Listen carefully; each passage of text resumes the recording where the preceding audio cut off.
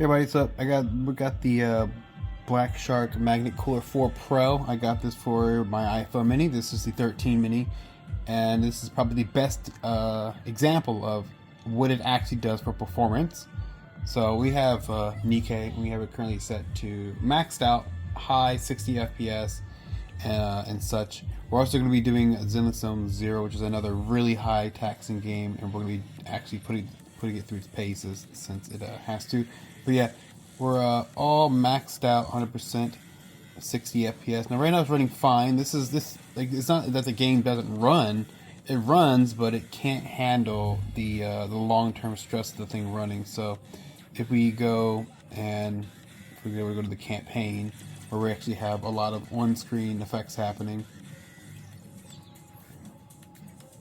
Yeah, figure where we're going, but what I'm going to do is I'm going to first run this for a while. We're going to go ahead and we're going to go ahead and run this and get this thing moving, actually get it heating up, because like I said, it's fine until it starts to heat up, and once it heats up, performance drops to absolute nothing. So I'm going to go ahead and pause this. We're going to let this probably run a couple battles to actually get to go, and then we'll see what it looks like afterwards. Well, we're going about two. I think we made about 2 battles, and then now it's starting to heat up already. You can kind of see as it starts to when the effects happens, it's starting to lag. Well, not very helpful for that to happen. Luckily, this is I'm at a low enough point where I can just let this run, since everything is so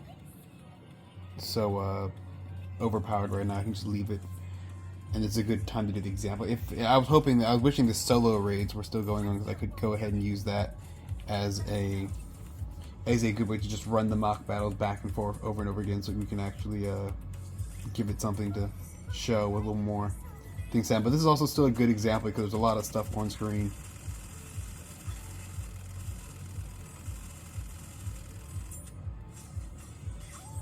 And I've already felt the back of the phone, it's already boiling hot. Now right now you see it's running fine, it's running at 60.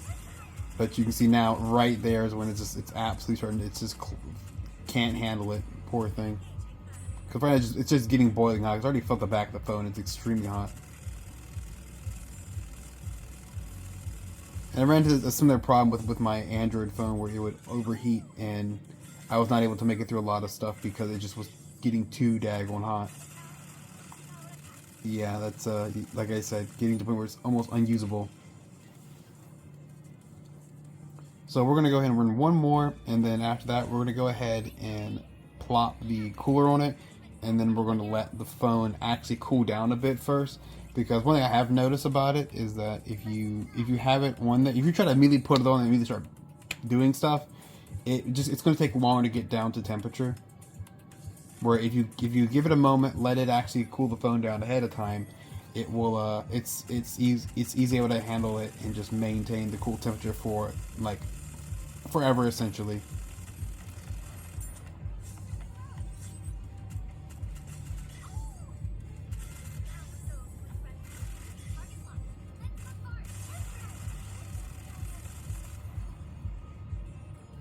Now, essentially, you can run this. You can run this without any issues. You run it at 30.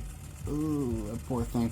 If you run it at 30 low, everything's fine. You can turn up the character resolution to high and such like that. But as you can see, the poor thing, it's just like it's dying trying to maintain this. So we're gonna go ahead and click next. And this needs about 30 watts is the max it requires. If I can find my battery bank. There it is. Yeah. So we're gonna go and whip out the battery bank so we can actually watch it and see how much power it's pulling while we're doing this. So I'll just set this right over here. And there's an app that you can use. You can configure the LEDs. You can also configure the cooling modes, where there is a quiet, there is a smart, and there's the overclocking one that you use for doing your constant, if you're trying to overclock your phone or something, you want to cool it down more, you can use that mode. Honestly, the quiet mode's good enough for this. It's able to handle it quite well. And you can see right now we have 26 watt output. I think we're running in, let's see, I think that was overclocking. So it's quiet, smart, and then overclock. About the easy goes up, up, up, up. But I think the smart one, they said that it's supposed to automatically determine the temperature and help it cool down that way.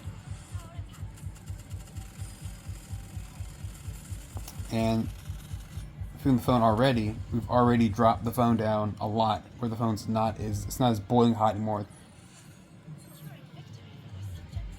and it's already pushing out a lot of heat. So the keeping in mind with these ones, these phone coolers, these Peltier ones, they're always going to be pushing heat out because they're always trying to maintain, you know, almost 0 degree temperatures on the cold side of the junction. So expect there's always going to be heat pushing out of it. And I've got it to the point where the phone is like essentially ice cold to the touch. So already we're looking a lot better, and the phone is already cooled. It's also very good for like when I have to do manual battles, like EX battles and stuff. It makes it a lot better because it makes it where my fingers aren't burning trying to use the poor phone. It's like essentially burning my hand trying to use it. We can already see we're doing a lot better, and not frame dipping. Able to maintain constant 60 FPS.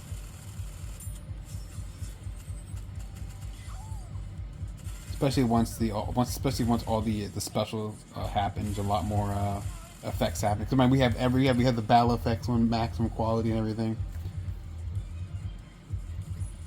and we can even bump it down to quiet mode.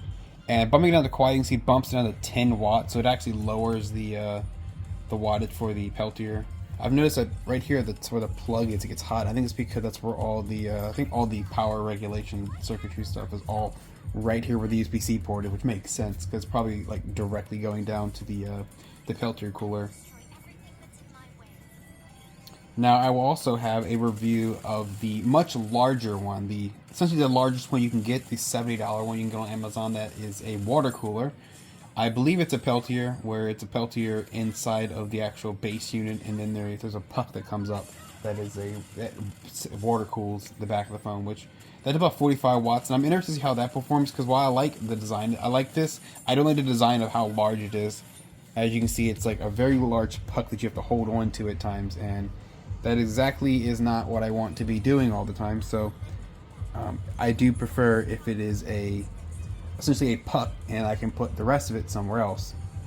Which, especially when I'm doing like portrait games, like since I'm playing a portrait game, I need to be able to hold the phone at times. So it's kind of important that it is not, you know, this giant, massive puck. So we're gonna do one more, and then once that's done, we're gonna go to the much more intensive game, that being the newer game, ZenlessZoneZero, which that one, I'll have to show the settings. It's currently at a mix of settings. Now, mind you, I can play the game at low, uncooled, and even in a phone case, and it's perfectly fine. I don't know if we're going to get to this one, because this is looking already kind of mid. Let's see. We're fine. Purity does everything. But, with ZenlessZoneZero, I have this, usually have to keep everything at low, and then I can usually get 60 with it if I have everything set to low, but it doesn't look that good. And it's also using controller, because I don't like using touchscreen controls. You'd be lucky to make it through this. Oh, as always, DPS comes and just wipes everybody out.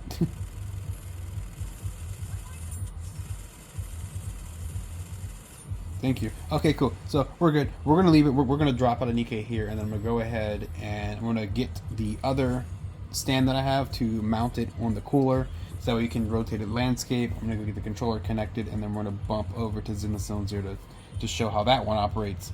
And yeah, keeping at this low setting, this is nice. It's a nice cool to the touch. It's not boiling hot. Like the center of the screen is very, it's cool. It's just cool to the touch. It's not boiling hot. So let's go ahead and switch over and show the next one. Actually, before I do that, I think I should go ahead and show the settings real quick on the device. So that's not it. We can go over to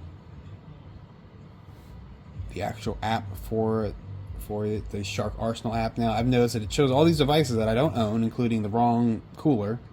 So we go to here, we select the 4 Pro, connect, and then finish. I wish it would remember it and stop making me go to the app. Is just something you go into to do something real quick, and then you're not touching it anymore. Cause it's just the app is absolutely annoying to use. I don't like the app. I wish they would make it actually remember what I own, so stop pissing around. But that's where you can control the different fan controls. Well, this actually controls the power output as well of of it.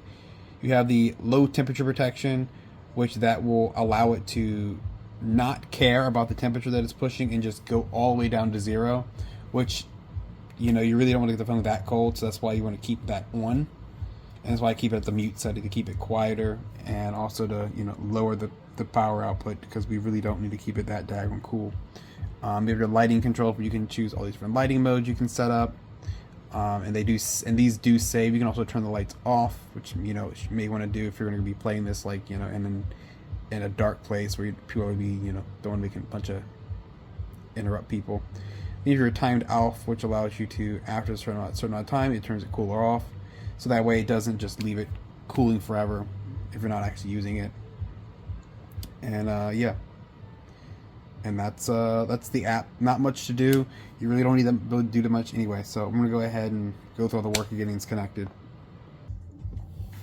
Okay, so we got it running. I forgot basically we get to test this without doing the cooler. So there's our settings. So we have a mix of some settings. What I found to not dip as many frames. Now, it's still occasionally will just drop frame for a good minute, for like a whole second. Sometimes you just not have anything happening, and I think it's not with the phone being cooled, because the phone, you can cool this thing down to sub-zero temperatures, motherfucker will still do it. I think it more has to do with an issue with it being able to load content into memory fast enough. Mind you, this is a 13, so, you know, that may be a slight issue, even though my iPad Pro from 2020 performs better, but it's also an iPad, so more RAM and such.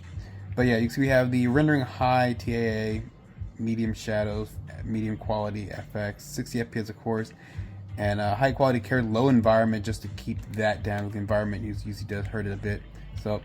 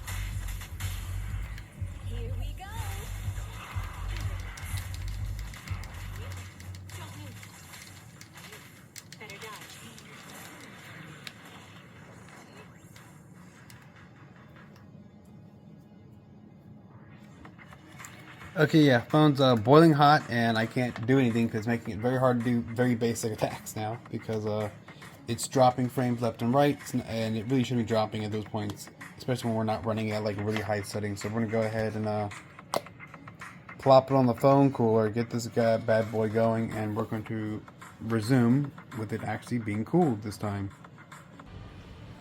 Alright, so we got the phone cooled down a bit. The CPU feels like it's cooling down, lukewarm, and the body of the phone is starting to cool down a bit. So I would say it's probably been enough time.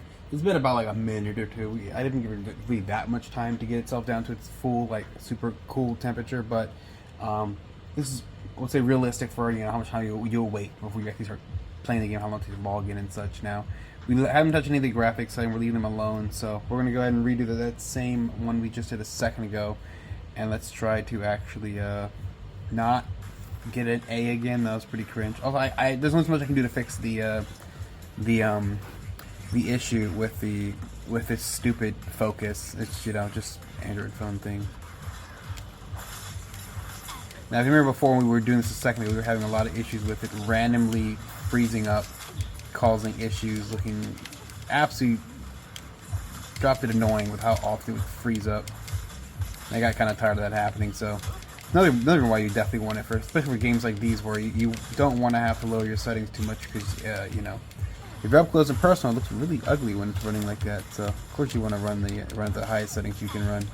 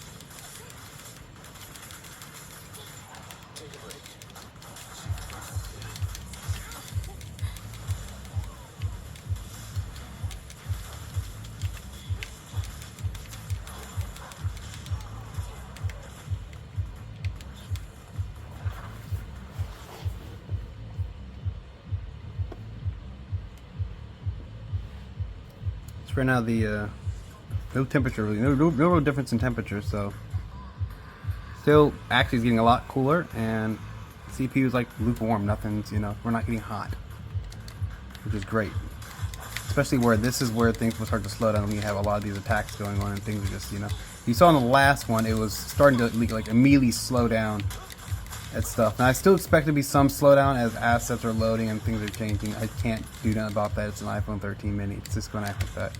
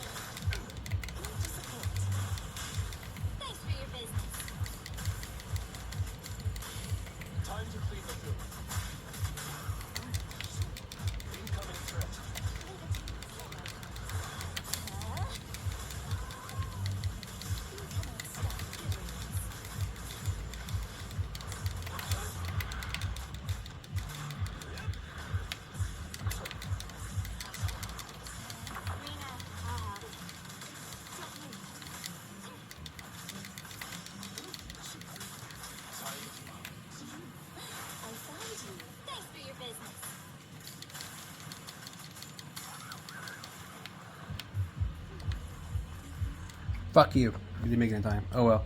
But in this case, less frame drop, less things acting up, a lot better. I still don't expect it to run the perfect on this phone. This phone just doesn't have the memory or the most up to date processor. It just takes a little bit longer to load things in memory, but it still runs a lot better, and it doesn't overheat. It's actually freezing cold to the touch, especially the metal surround of the phone is a lot more cooler. But most importantly, when like doing games like NIKKE, where it really starts to struggle, is when it starts to have those issues. But we could even go and try to push it to the higher graphics for the well, you can do high, but even then I think that's still a little too much. So we'll give it one more go. We'll do something different real quick with a slightly higher setting. So actually we'll go bump this up a little more. Leave the shadows alone because that really doesn't matter. And then we'll check our environment as it bitches a moan about we know what we're doing. Of course we know we're pushing it too hard. Might I say it looks absolutely crisp on this little tiny screen.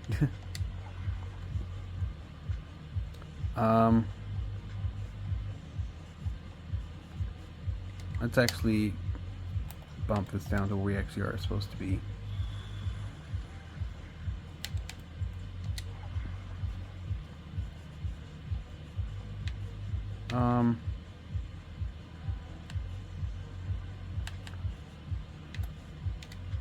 This is actually new, so we can do this one real quick. Hopefully this one doesn't have a lot of dialogue. This is combat, so we shouldn't have to do any problem solving stuff. Yeah, so we should be fine with this. Like I said, we want to give it its best chance, and we've already like I said, we pushed this pretty hard to be bumping this into high quality mode essentially, when it shouldn't be. It should not be running at the setting we're running it at. There's no way in hell it should be doing what we're doing.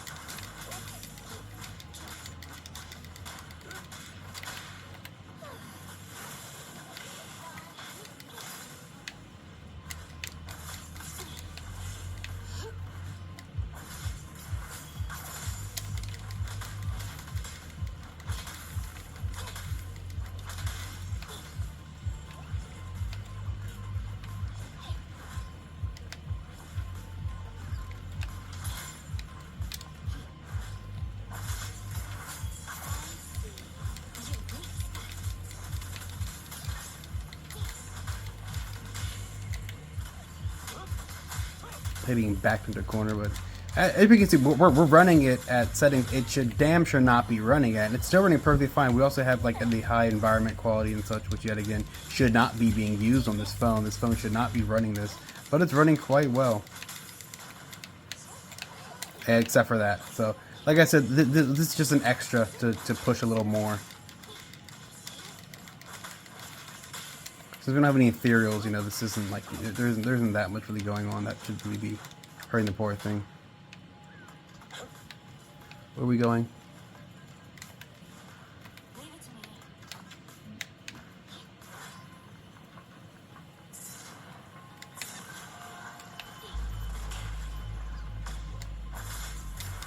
Even like I said, the effects are working fine. Like there's still an occasional frame drop, but we haven't really been dropping too low. At least not to a point where I can tell. I mean, if you can see 60 FPS, then you probably can see a better job. But I have really bad eyesight, so that doesn't help. But I can definitely tell lag, and runs pretty doggone good.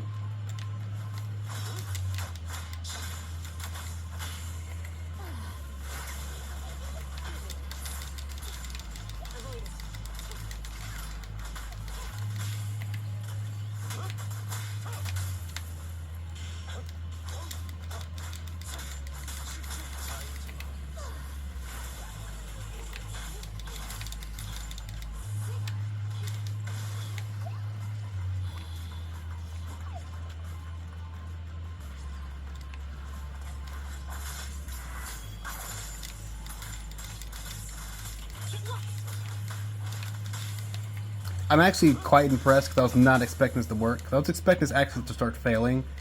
running a little bit higher settings.